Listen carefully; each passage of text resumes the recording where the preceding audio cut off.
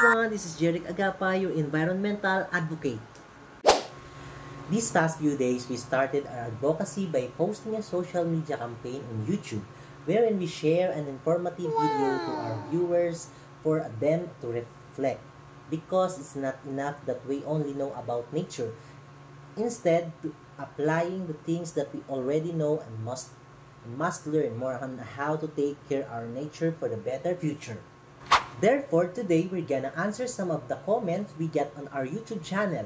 So, without any further ado, let's read and answer their question. First comment, it's from JJ DB1PJ.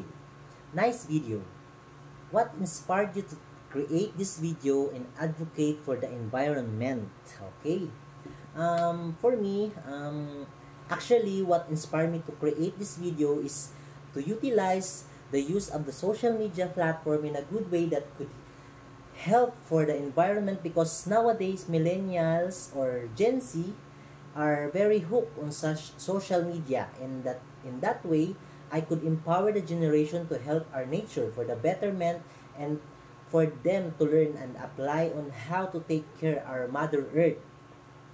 And also I choose to advocate for the environment because I really appreciate that beauty of our nature from these mountains, oceans, forests, falls, and other nature that cost as well the reason why some tourists visit our country.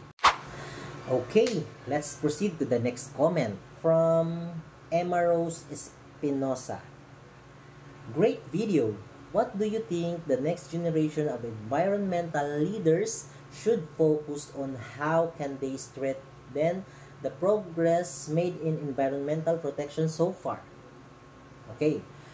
For me, if the generation nowadays will start to apply all the learnings, awareness to our environment, then what the next leader must do is to maintain what is being started for the betterment of the community.